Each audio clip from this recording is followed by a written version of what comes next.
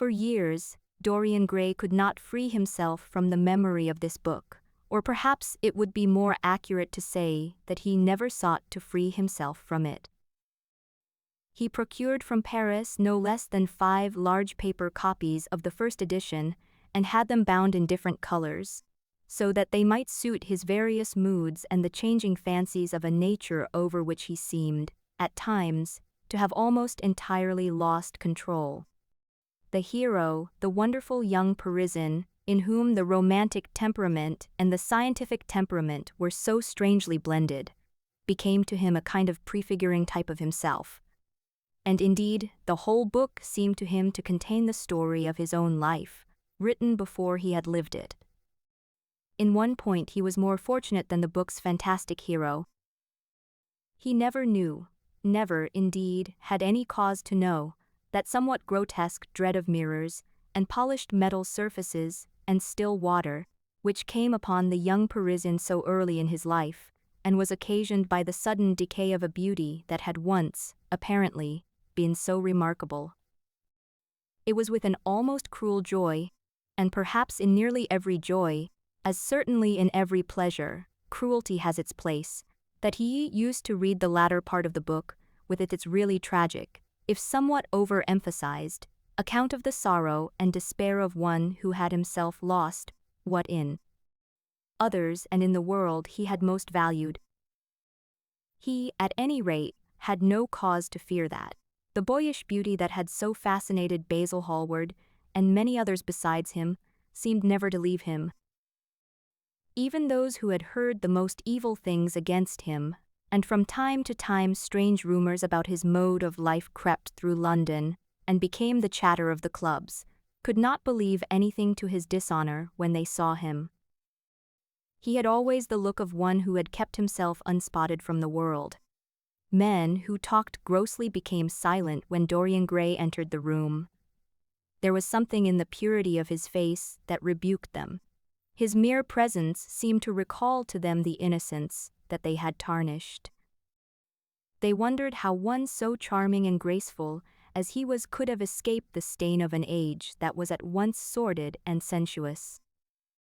He himself, on returning home from one of those mysterious and prolonged absences that gave rise to such strange conjecture among those who were his friends, or thought that they were so, would creep up each stairs to the locked room, open the door with the key that never left him, and stand, with mirror, in front of the portrait that Basil Hallward had painted of him, looking now at the evil and aging face on the canvas, and now at the fair young face that laughed back at him from the polished glass. The very sharpness of the contrast used to quicken his sense of pleasure. He grew more and more enamored of his own beauty, more and more interested in the corruption of his own soul. He would examine with minute care, and often with a monstrous and terrible delight, the hideous lines that seared the wrinkling forehead or crawled around the heavy sensual mouth, wondering sometimes which were the more horrible, the signs of sin or the signs of age. He would place his white hands beside the coarse, bloated hands of the picture, and smile. He mocked the misshapen body and the failing limbs.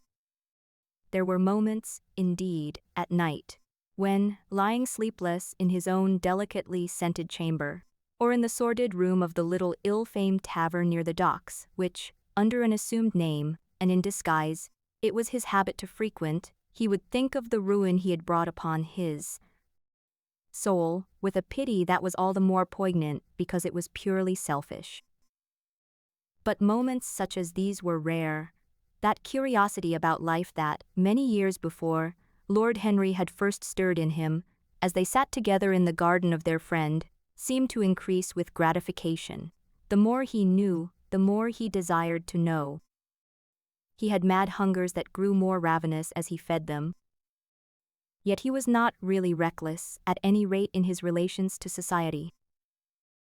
Once or twice every month during the winter, and on each Wednesday evening while the season lasted, he would throw open to the world his beautiful house, and have the most celebrated musicians of the day to charm his guests with the wonders of their art.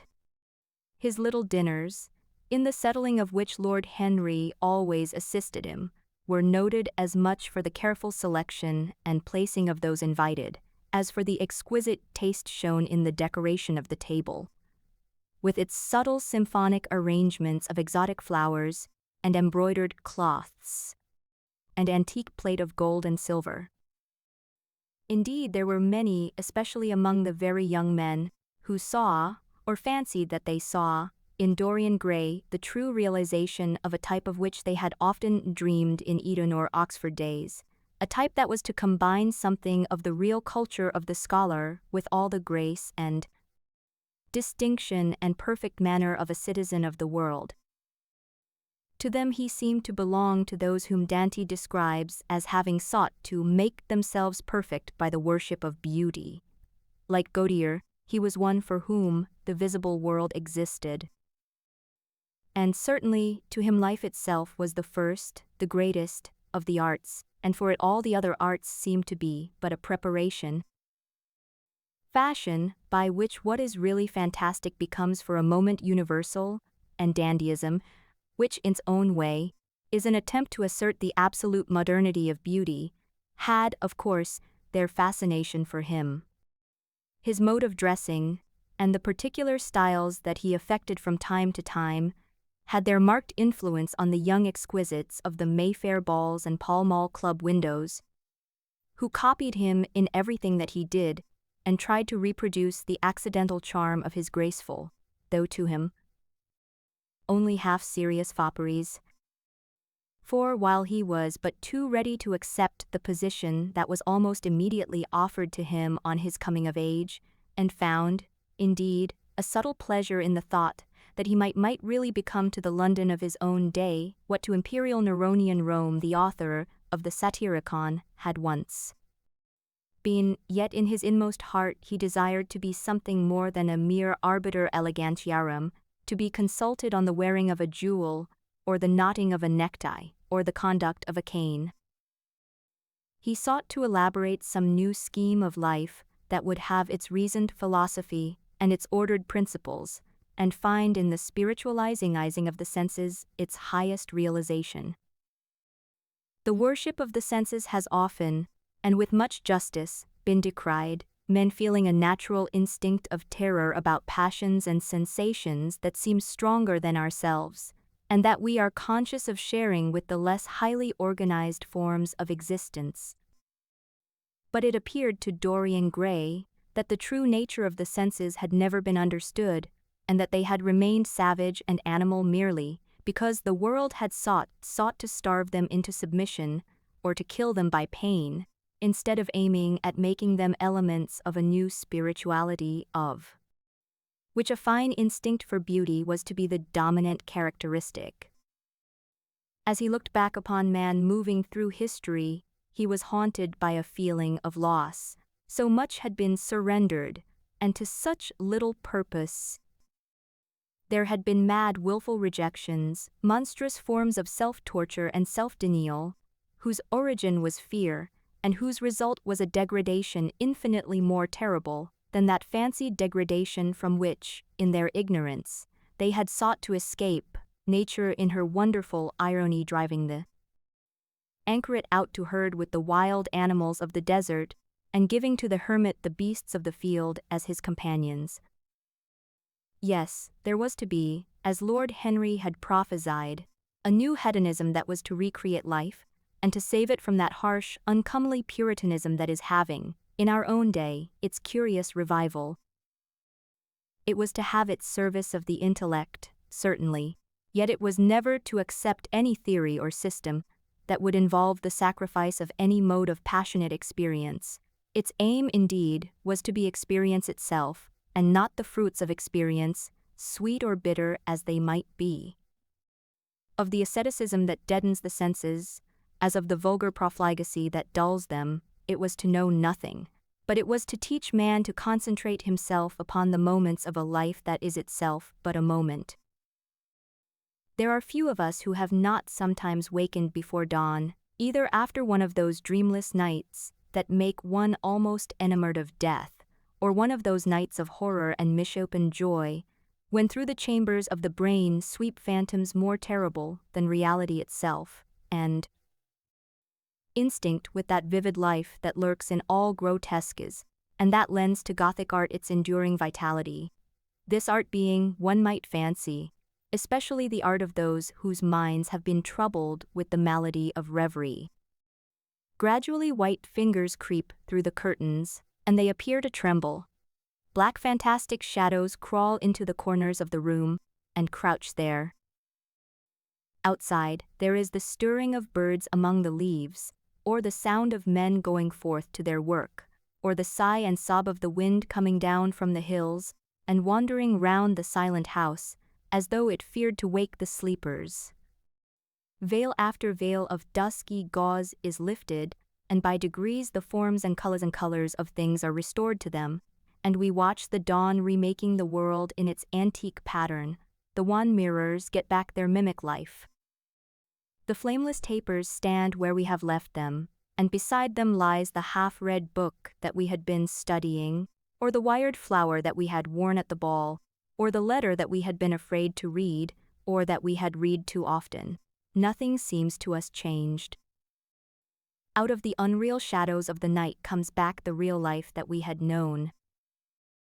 We have to resume it where we had left off, and there steals over us a terrible sense of the necessity for the continuance of energy in the same wearisome round of stereotyped habits, or a wild longing, it may be, that our eyelids might open some morning upon a world that had been refashioned anew. For our pleasure in the darkness, a world in which things would have fresh shapes and colors, and be changed or have other secrets, a world in which the past would have little or no place, or survive, at any rate, in no conscious form of obligation or regret, the remembrance even of joy having its bitterness, and the memories of pleasure their pain. It was the creation of such worlds as these that seemed to Dorian Gray to be the true object, or among the true objects, of life, and in his search for sensations that would be at once new and delightful, and possess that element of strangeness that is so essential to romance, he would often adopt certain modes of thought that he knew to be really alien to his nature, abandon himself to their subtle influences, and then, having, as it were, caught their color and satisfied his intellectual curiosity, leave them with that curious indifference that is not incompatible with a real ardor of temperament, and that indeed, according to certain modern psychologists, is often a condition of it. It was rumored of him once that he was about to join the Roman Catholic communion, and certainly the Roman ritual had always a great attraction for him. The daily sacrifice, more awful really than all the sacrifices of the antique world, stirred him as much by its superb rejection of the evidence of the senses, as by the primitive simplicity of its elements and the eternal pathos of the human tragedy that it sought to symbolize. He loved to kneel down on the cold marble pavement, and with the priest, in his stiff-flowered cope, slowly and with white hands moving aside the veil of the tabernacle, and raising aloft the jeweled lantern-shaped monstrance with that pallid wafer that at times, one would fain think, is indeed the panis caelestis, the bread of angels, or, robed in the garments of the Passion of Christ, breaking the host into the chalice, and smiting his breast for his sins. The fuming censers that the grave boys, in their lace and scarlet, tossed into the air like great gilt flowers had their subtle fascination for him. As he passed out, he used to look with wonder at the black confessionals, and long to sit in the dim shadow of one of them and listen to men and women, whispering through the tarnished grating the true story of their lives.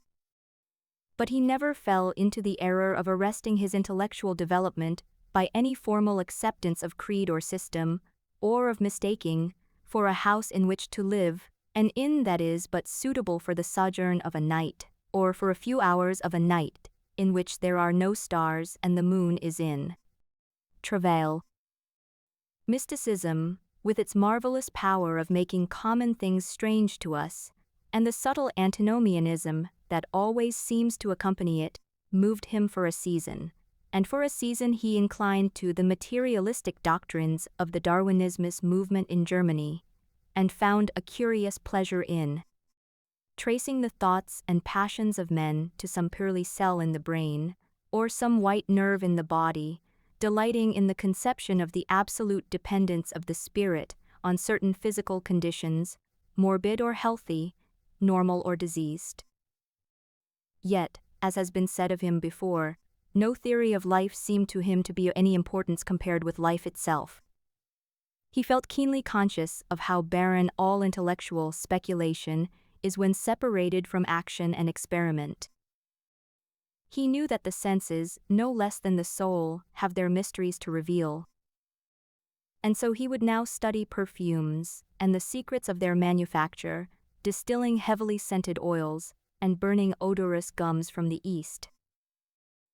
He saw that there was no mood of the mind that had not its counterpart in the sensuous life, and set himself to discover their true relations, wondering what there was in frankincense that made one mystical, and in ambergris that stirred one's passions, and in violets that woke the memory of dead romances, and in musk that troubled the brain, and in champak that stained the imagination, and seeking often to elaborate a real psychology of perfumes, and to estimate the several influences of sweet-smelling roots, and scented pollen-laden flowers, of aromatic balms, and of dark and fragrant woods, of spikenard that sickens, of Havinia that makes men mad, and of aloes that are said to be able to expel melancholy from the soul.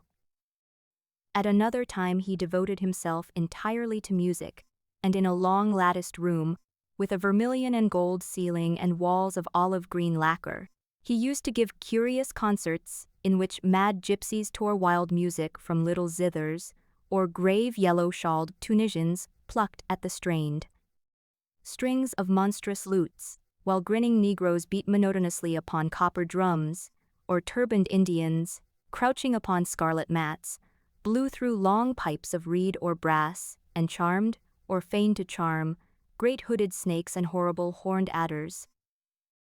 The harsh intervals and shrill discords of barbaric music stirred him at times when Schubert's Grace, and Chopin's Beautiful Sorrows, and the mighty harmonies of Beethoven himself, fell unheeded on his ear.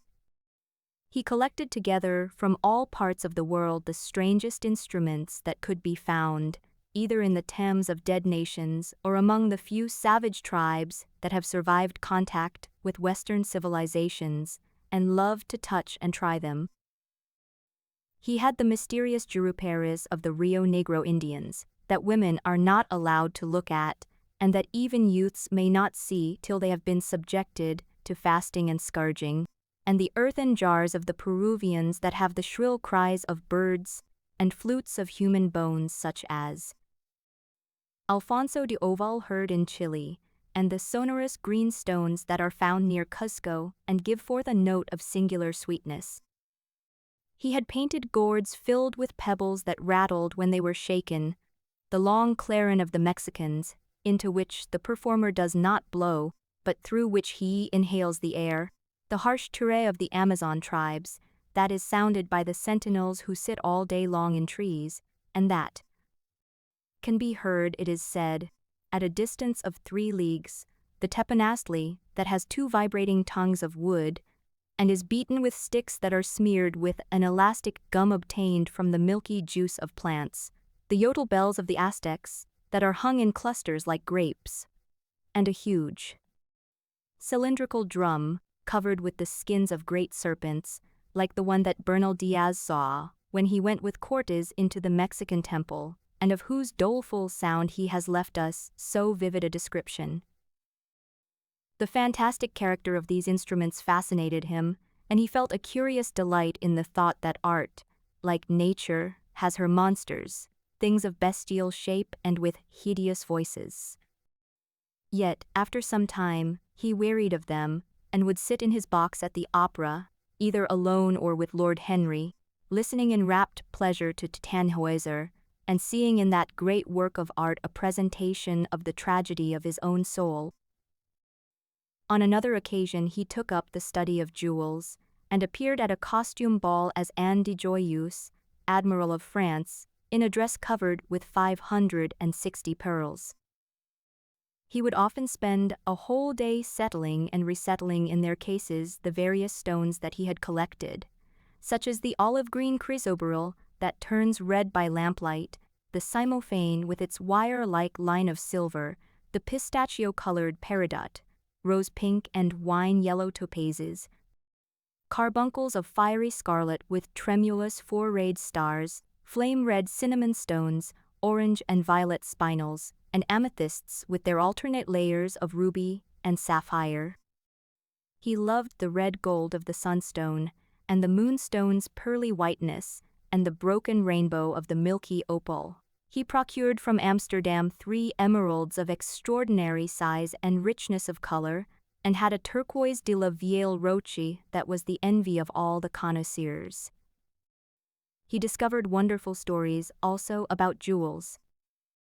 In Alfonso's Clericalis Disciplina, a serpent was mentioned with eyes of real jacinth, and in the romantic history of Alexander, he was said to have found snakes in the Vale of Jordan, with collars of real emeralds growing on their backs. There was a gem in the brain of the dragon, Philostratus told us, and by the exhibition of golden letters and a scarlet robe, the monster could be thrown into a magical sleep and slain. According to the great alchemist Pierre de Boniface, the diamond rendered a man invisible, and the agate of India made him eloquent.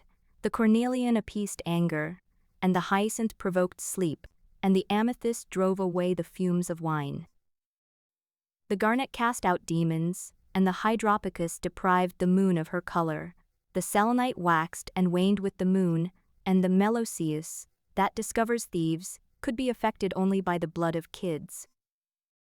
Leonardus Camillus had seen a white stone taken from the brain of a newly killed toad. That was a certain antidote against poison. The bezoar, that was found in the heart of the Arabian deer, was a charm that could cure the plague. In the nests of Arabian birds was the aspilates, that, according to Democritus, kept the wearer from any danger by fire. The king of Ceylon rode through his city with a large ruby in his hand, as the ceremony of his coronation. The gates of the palace of John the priest were made of sardius, with the horn of the horned snake inwrought, so that no man might bring poison within. Over the gable were 2 golden apples, in which were 2 carbuncles, so that the gold might shine by day, and the carbuncles by night. In Lodge's strange romance, A Marguerite of America, it was stated that in the chamber of Marguerite were seen all the chaste ladies of the world, enchased out of silver, looking through fair mirrors of chrysolites, carbuncles, sapphires, and green emeralds. Marco Polo had watched the inhabitants of Zipangu place a rose-colored pearl in the mouth of the dead. A sea monster had been enamored of the pearl that the diver brought to King Perozes, and had slain the thief, and mourned for 7 moons over his loss. When the Huns lured the king into the great pit, he flung it away. Procopius tells the story, nor was it ever found again, though the Emperor Anastasius offered 500 weight of gold pieces for it. The king of Malabar had shown a Venetian a rosary of 104 pearls, one for every god that he worshipped. When the Duc de Valentinois, son of Alexander VI, visited Louis Exchiai of France, his horse was loaded with gold leaves, according to Brantôme, and his cap had double rows of rubies that threw out a great light. Charles of England had ridden in stirrups hung with 321 diamonds. Richard Q had a coat valued at 30,000 marks, which was covered with Bala's rubies. Hall described Henry VI, on his way to the Tower previous to his coronation, as wearing a jacket of raised gold, the placard embroidered with diamonds and other rich stones, and a great bauderec about his neck of large balasses. The favorites of James I wore ear-rings of emeralds set in gold. Filigrane. Edward Tewau gave to Piers Gaveston a suit of red gold armor studded with jacinths, and a collar of gold roses set with turquoise stones, and a skullcap parsemé with pearls. Henry, too, wore jeweled gloves reaching to the elbow, and had a hawk glove set with 12 rubies and 52 great pearls. The ducal hat of Charles the Rash, the last Duke of Burgundy of his race, was studded with sapphires and hung with pear-shaped pearls.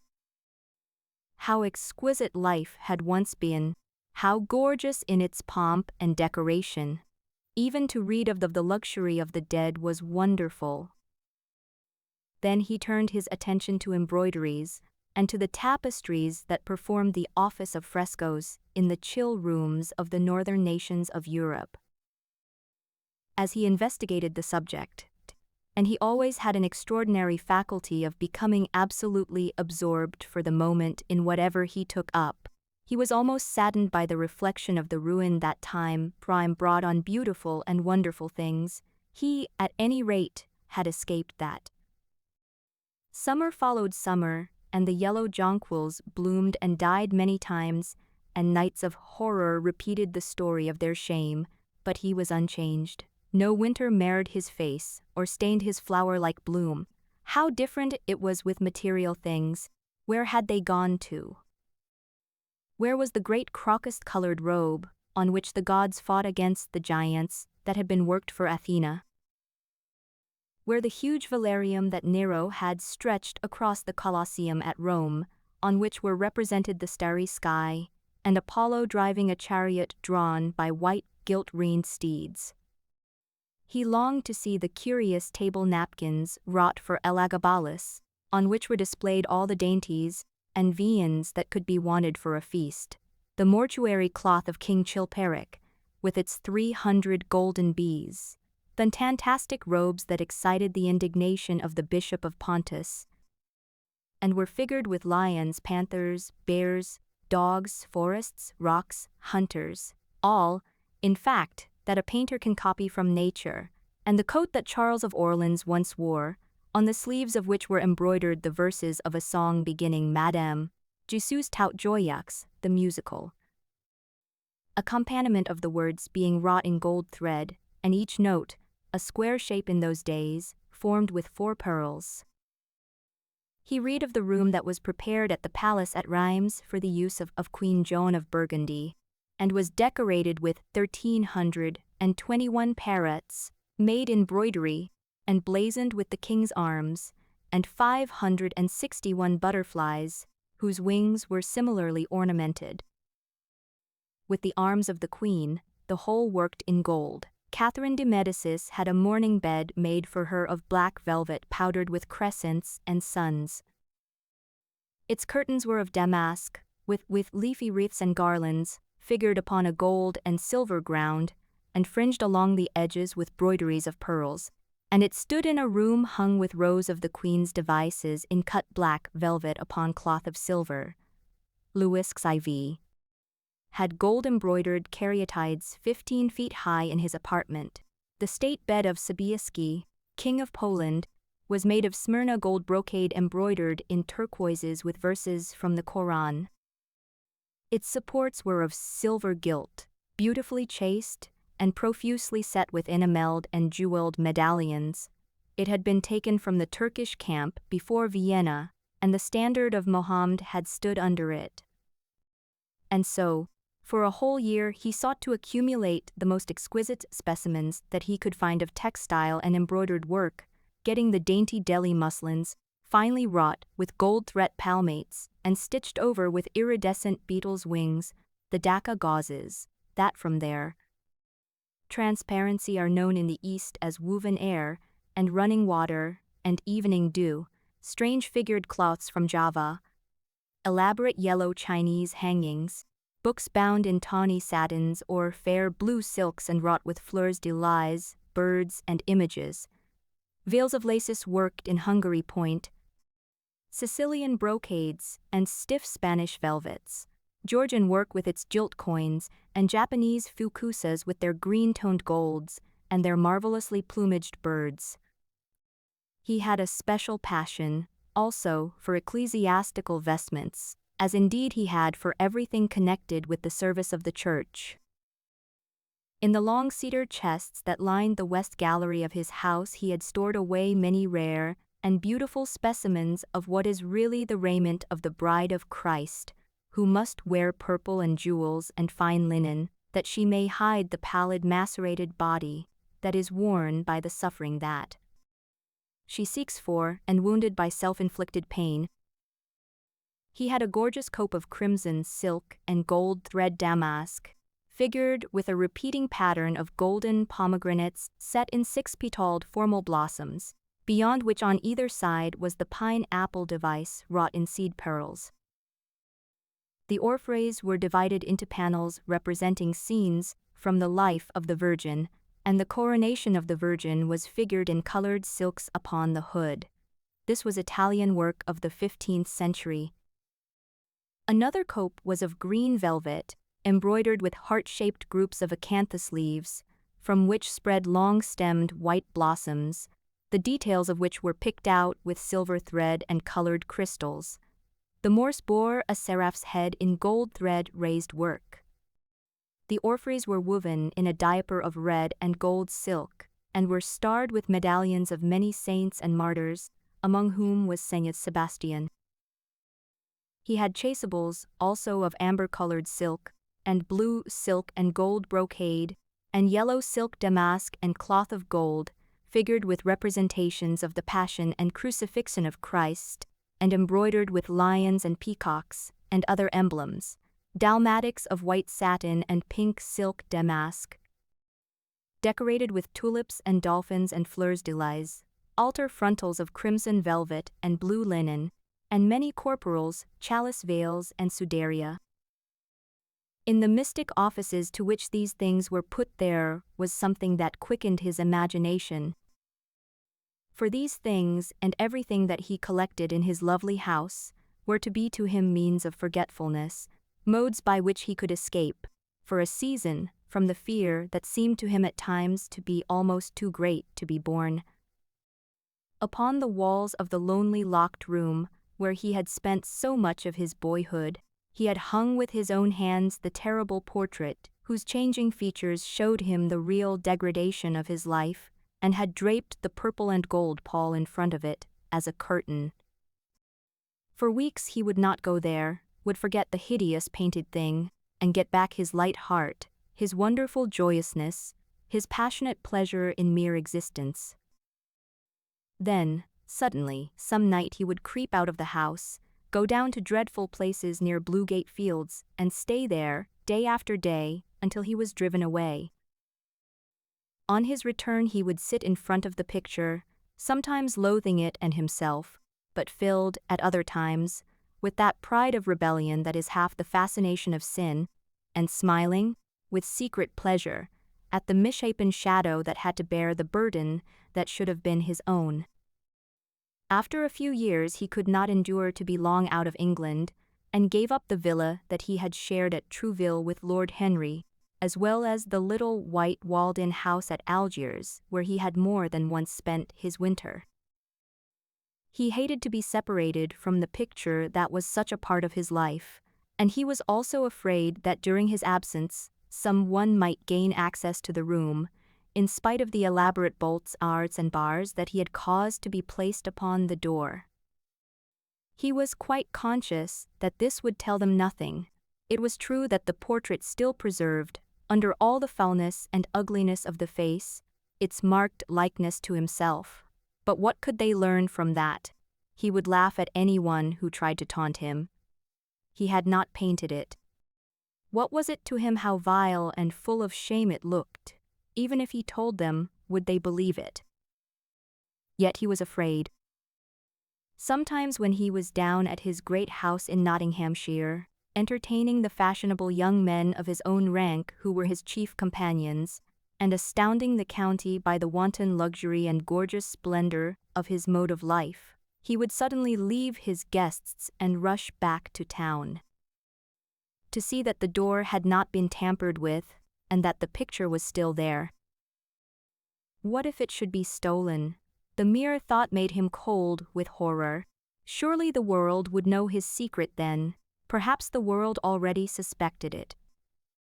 For, while he fascinated many, there were not a few who distrusted him.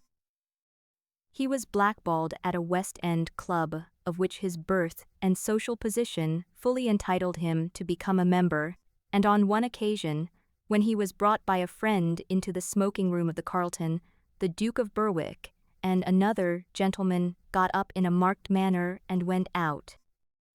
Curious stories became current about him after he had passed his 25th year. It was said that he had been seen brawling with foreign sailors in a low den in the distant parts of Whitechapel, and that he consorted with thieves and coiners and knew the mysteries of their trade. His extraordinary absences became notorious, and when he used to reappear again in society, men would whisper to each other in corners, or pass him with a sneer, or look at him with cold searching eyes, as if they were determined to discover his secret. Of such insolences and attempted slights he, of course, took no notice, and in the opinion of most people his frank debonair manner, his charming boyish smile, and the infinite grace of that wonderful youth that seemed never to leave him, were in themselves a sufficient answer to the calumnies. For, so they called them, that were circulated about him. It was remarked, however, that those who had been most intimate with him appeared, after a time, to shun him. Of all his friends, or so-called friends, Lord Henry Wotton was the only one who remained loyal to him. Women who had wildly adored him, and for his sake had braved all social censure and set convention at defiance, were seen to grow pallid with shame or horror if Dorian Gray entered the room. Yet these whispered scandals only lent him, in the eyes of many, his strange and dangerous charm. His great wealth was a certain element of security. Society, civilized society at least, is never very ready to believe anything to the detriment of those who are both rich and charming. It feels instinctively that manners are of more importance than morals, and the highest respectability is of less value in its opinion than the possession of a good chaff.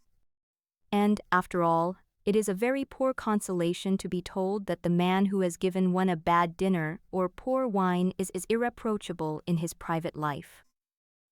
Even the cardinal virtues cannot atone for cold intrigues, as Lord Henry remarked once, in a discussion on the subject, and there is possibly a good deal to be said for his view, for the canons of good society are, or should be, the same as the canons of art. Form is absolutely essential to it.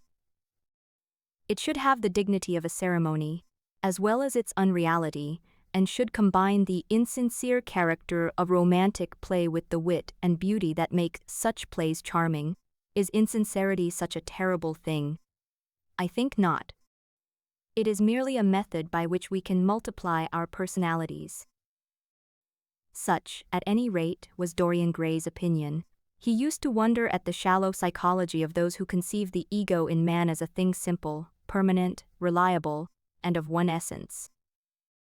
To him, man was a being with myriad lives and myriad sensations, a complex multiform creature that bore within itself strange legacies of thought and passion, and whose very flesh was tainted with the monstrous maladies of the dead. He loved to stroll through the gaunt cold picture gallery of his country house and look at the various portraits of those whose blood flowed in his veins. Here was Philip Herbert, described by Francis Osborne, in his memoirs on the reigns of Queen Elizabeth and King James, as one who was caressed by the court for his handsome face, which kept him not long company. Was it young Herbert's life that he sometimes led? Had some strange poisonous germ crept from body to body till it had reached his own? Was it some dim sense of that ruined grace that had made him so suddenly, and almost without cause, give utterance, in Basil Hallward's studio, to that mad prayer that had so changed his life? Here, in gold-embroidered red doublet, jewelled surcoat, and gilt-edged ruff and wristbands, stood Sir Anthony Sherard, with his silver and black armor piled at his feet. What had this man's legacy been? Had the lover of Giovanna of Naples bequeathed him some inheritance of sin and shame?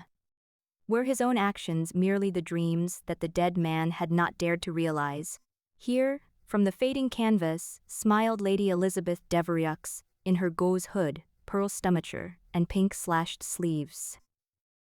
A flower was in her right hand, and her left clasped an enameled collar of white and damask roses.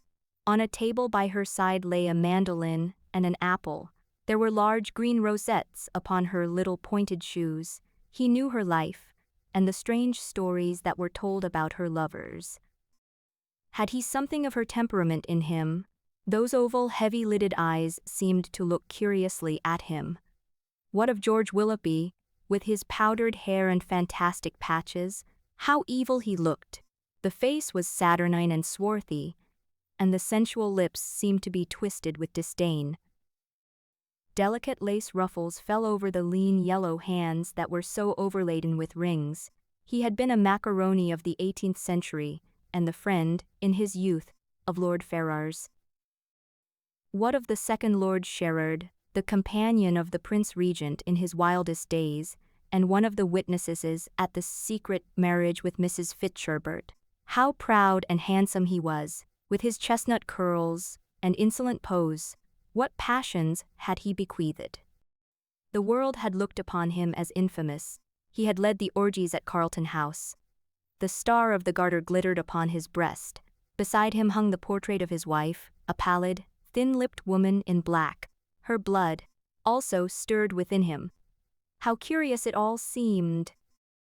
Yet one had ancestors in literature, as well as in one's own race, nearer perhaps in type and temperament, many of them, and certainly with an influence of which one was more absolutely conscious. There were times when it seemed to Dorian Gray that the whole of history was merely the record of his own life, not as he had lived it in act and circumstance, but as his imagination had created it for him, as it had been in his brain and in his passions.